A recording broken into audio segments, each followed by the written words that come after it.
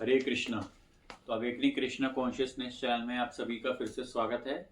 अभी हमारे सामने नया वर्ष आ रहा है 2026, तो उसकी आप सबको पहले से ही जो है बधाई देते हुए आज हम जिस विषय पर चर्चा करने जा रहे हैं वो है, इसका कि हमने टाइटल रखा है रेजोल्यूशन नहीं रिवोल्यूशन। अर्थात हम लोग हर बार नए साल पे कुछ रेजोल्यूशन देते हैं, कुछ हम ऐसा करेंगे वैसा करेंगे। तो रेजोल्यूशन के बजाय अगर कोई चीज़ का हमको रिवोल्यूशन हो तो वो ज़्यादा अच्छा है। और वो रिवोल्यूशन किसके साथ होना चाहिए? हमको गीता के साथ।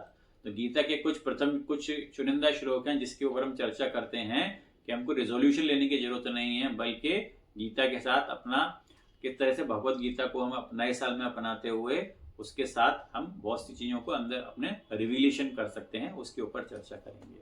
तो जो प्रथम श्लोक हमने चुना है इसके लिए वो है जो बहुत ही फेमस श्लोक है गीता के दूसरे अध्याय के 37वां श्लोक में, जिसमें कि भगवान श्री कृष्ण अर्जुन से कह रहे हैं, कर्मण्डे वादिकारस्ते ता माँ फलेषु कदाचना माँ कर्म फल हेतुर भूर माते संगो स्वत कर्माणि। अर्थात भगवान श्री कृष्ण अर्जुन से कह रहे हैं कि हे अर्जुन, तुम्हारा केवल कर्म करने का अधिकार है, फल के तुम अधिकारी नहीं हो। फल की आसक्ति से प्रेरित मत हो और कर्तव्य से पलायन भी मत करो। तो भगवान श्री कृष्ण अर्जुन को विशेष रूप से श्लोक में बता रहे हैं कि तुम सिर्फ अपना कार्य कर सकते हो, लेकिन उसका रिजल्ट क्या होगा, उसका परिणाम क्या होगा, वो तुम्हारे हाथ में नहीं है। तो हमको जो भी कर्म करें, जो भी हम कार्य करें, वो बिना उसका फल अर्थात उसका रिजल्ट क्या हो, जिसको बोलते हैं रिजल्ट ओरिएंटेड अप्रोच। तो रिजल्ट ओरिएंटेड अप्रोच के बजाय हम उसकी जो करने की उसकी जो हमारी तरीका है उस पर फोकस करें तो ज्यादा अच्छा हमको रिजल्ट मिल सकता है। और दूसरा ये भी बता रहे हैं भगवान श्री कृष्ण की, जो भी हमको कार्य दिया गया है उससे कभी भी हमको पलायन नहीं करना चाहिए, उसको छोड़कर भागना नहीं चाहिए। तो ये इसका हिंदी तात्पर्य है श्लोक का। वर्तमान समय में इसकी प्रासंगिकता क्यों हो जाती है आज के संदर्भ में, कि आजकल के लोग जो है किस दबाव में जी रहे हैं, उनके पास दबाव है परिणाम का, अर्थात कि उनके रिजल्ट्स क्या हैं। उनके पास दबाव है रैंकिंग का, कि मेरी रैंकिंग मेरी कॉर्पोरेट में या मेरी रैंकिंग मेरे ऑर्गेनाइजेशन में कहाँ पर आती है। और दूसरा जो सबसे इंपॉर्टेंट जो आजकल है वो है तुलना, दूसरों से तुलना करना। चाहे हम बच्चों की पढ़ाई में करें कि इनका बच्चा इतना अच्छा है, आपका बच्चा ऐसा करता है, या हम ऑफिस में करें, तो तुलना, रैंकिंग और परिणाम, इन लोगों से इन चीजों के दबाव में आजकल का वर्तमान समय में खासतौर की युवा पीढ़ी जो है जी रही है। तो ये श्लोक हमको किस लिए इंपॉर्टेंट है, ये सिखाता है कि हमको प्रक्रिया अर्थात जो प्रोसेस है उस पर फोकस करना चाहिए, ना कि रिजल्ट पर।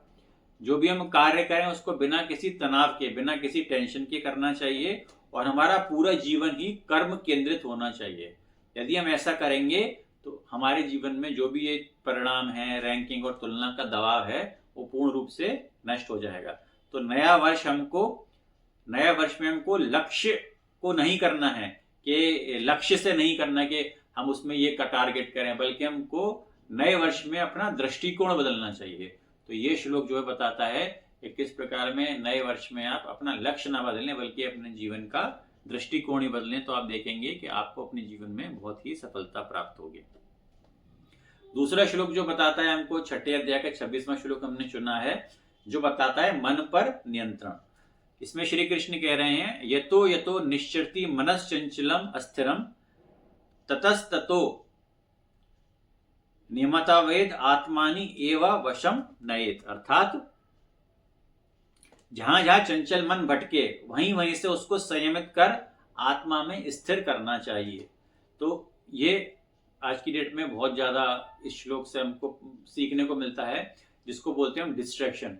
हमारे आज के वर्तमान पीढ़ी में, वो चाहे युवा हो, स्टूडेंट्स हो या हो गए, डिस्ट्रैक्शंस बहुत सारे हैं।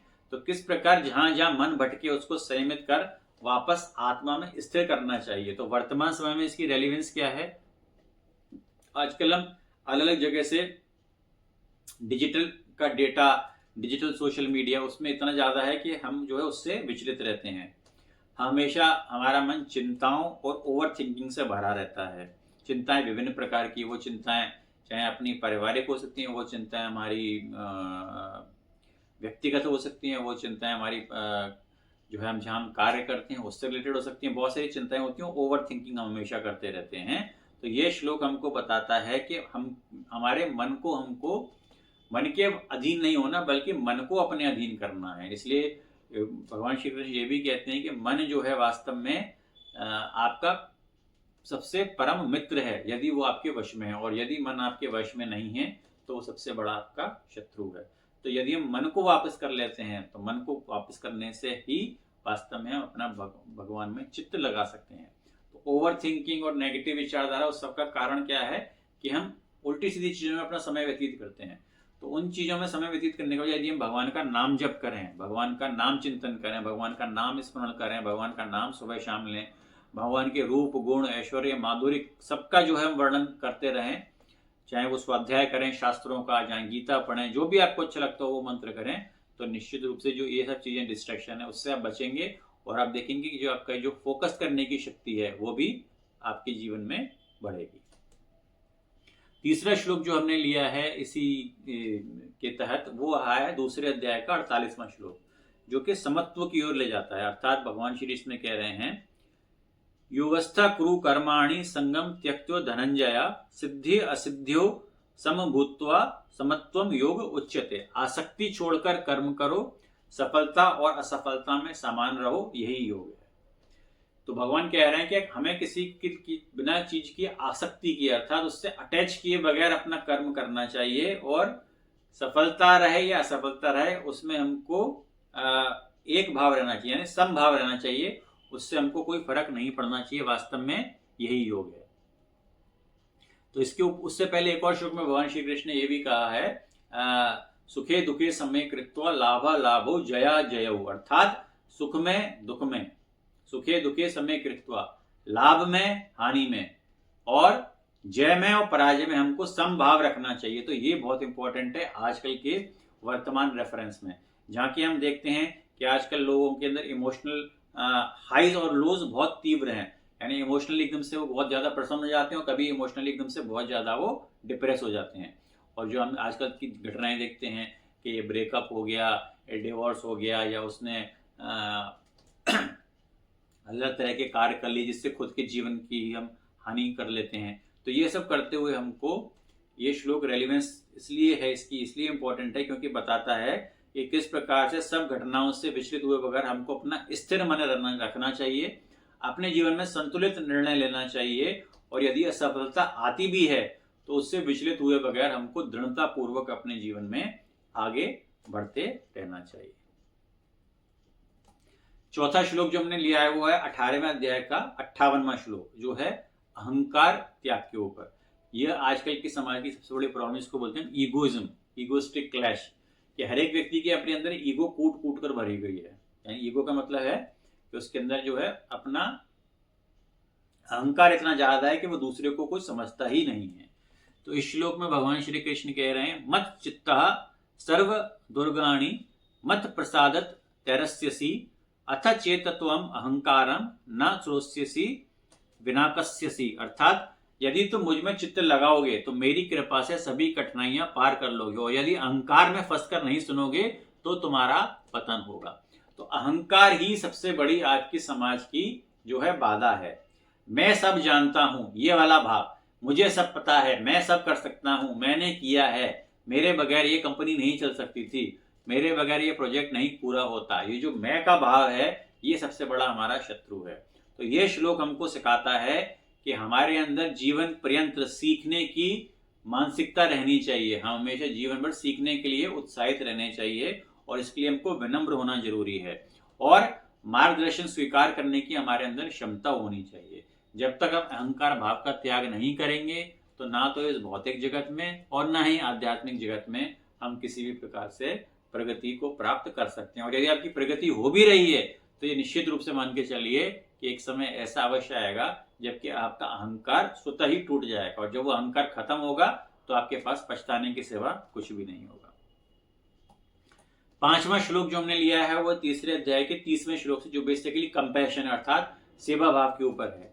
भगवान श्री कृष्ण कह रहे हैं, मैं सर्वाणि कर्माणि संन्यासाध्यात्म चेतसा नरशिर निर्माणो भूत्वा युद्धस्य विगत ज्वरः। अर्थात सब कर्म मुझे अर्पित कर आसक्ति और ममता को छोड़कर अपना कर्तव्य रहो। भगवान कह रहे हैं कि सब कर्म मुझको अर्पित कर दो, आसक्ति को छोड़कर बिना किसी से अटैच हो और ममता यानी डिटैच होके सिर्फ अपना कर्तव्य निभाओ। आज के समाज में इसका रेलिवेंस क्या है कि आज का जो हमारा काम है वो क्या बन गया है कि हमारी इनकम सोर्स कितनी है, बस उससे रेलिवेंट हो गया है। लेकिन यह श्लोक जो हमको सिखाता है वो क्या सिखाता है कि काम को, जो भी हम कार्य कर रहे हैं अपने जीवन में, वो चाहे पर्सनल हो, वो चाहे आपका सांसारिक हो, व्यवहारिक हो, ऑफिस का हो, घर का हो, कहीं का भी हो, उस काम को हमको सेवा मानकर करना चाहिए। और सेवा मानकर हम करेंगे तो समाज के प्रति भी हम अपना कुछ योगदान दे पाएंगे। और यदि श्लोक को मानते हैं कि बिना आसक्ति रहित, बिना ममते रहित होकर कार्य कर रहे हैं, तो वास्तव में हम अपना जो भी जीवन में कार्य का करेंगे वो अर्थपूर्ण होगा। बिना किसी अर्थ के वो कार्य नहीं कहा जाएगा। और जो भी हम कार्य कर रहे हैं, जो भी हमारा चाहे व्यवसाय है, चाहे बिजनेस है, चाहे हम कोई डॉक्टर हैं, इंजीनियर हैं, जो भी कुछ हैं, उसमें हम निश्चित रूप से अपने जीवन को अच्छे जिस तरह से कार्य करेंगे तो हमारे जीवन में संतोष भी रहेगा। तो जो भी हम कार्य कर रहे हैं, जो भी आपका पेशा है, उसमें आपको संतोष की प्राप्ति होगी, जो कि आजकल पूरे जीवन में देखते हैं बहुत ज्यादा मिसिंग है। उसके बाद करुणा, जो 12वें अध्याय के 13वें श्लोक में भगवान कह रहे हैं, अद्वेष्ट सर्वभूतानां मैत्र करुणा एव च निर्मणो निरहंकारा सम दुखा सुखम शामी। जो किसी से द्वेष नहीं करता, सबका मित्र है, करुणा में रहता है, अहंकार और ममता से मुक्त है, वही प्रिय भक्त है। यहाँ भगवान श्री कृष्ण उस व्यक्ति की क्वालिटी बता रहे हैं। जब अर्जुन ने पूछा था कि आपका प्रिय भक्त कौन है, तो भगवान श्री कृष्ण यहाँ कह रहे हैं कि जो किसी से द्वेष नहीं करता, जो सबका मित्र है, सबके प्रति कंपैशनेट है, उसके अंदर कोई ईगो नहीं है और वो फुल ऑफ लव है, सबसे प्रेम करता है, वही मेरा प्रिय भक्त है। आज के समाज में इसकी क्या रेलिवेंस है? आज के समाज में है कि हम बहुत ज्यादा प्रतिक्रियाशील हैं, यानी कि तुरंत किसी बात को रिस्पॉन्ड करते हैं बिना किसी को सोचे समझे। आजकल देखते हो आप, रोड रेज की घटनाएं इतनी सारी होती हैं, पार्किंग के लिए लोग लड़ते हैं, छोटी छोटी बातों के लिए आपने देखा होगा कि सड़क पर या कहीं पर भी लोग आपस में, जिसको बोलते हैं कि हीटेड टॉक हो गए, इसमें लगे रहते हैं, हमेशा क्रोधित रहते हैं, फ्रस्ट्रेटेड रहते हैं, विभाजित रहते हैं, उनकी सोच बहुत विभाजित रहती है।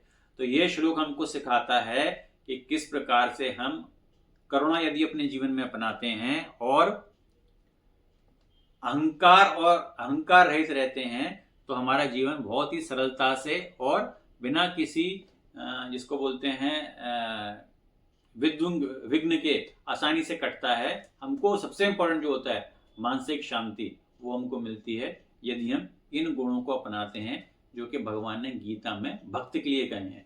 तो भक्त के लिए कहने का मतलब ये नहीं है कि वो सिर्फ भक्त को ही अपनाने हैं। ये सभी समस्त गीता सिर्फ अर्जुन के लिए नहीं है, ये किसी धर्म से संबंधित नहीं है। ये सिर्फ वो क्वालिटीज बताई गई हैं जो किसी भी मनुष्य को मनुष्य अच्छा बनने के लिए अपने जीवन में अपनानी चाहिए, जो कि हमारे समाज से आज की डेट में गायब होती जा रही है। फिर 7वें अध्याय के 7वां जो है इसको बोलते हैं पूर्ण शरणागति। 18वें अध्याय के 66 श्लोक में भगवान श्री कृष्ण कह रहे हैं, सर्वधर्म परित्यज्य मामेकं शरणं व्रज अहम तुम सर्व पापेभ्यो मोक्षयिष्यामि मा शुचा। हे अर्जुन, सब कर्तव्यों को छोड़कर मेरी शरण में आओ, तुम शोक मत करो, मैं तुम्हें मुक्त करूंगा। तो आज इस श्लोक से हमको क्या सीख मिलती है?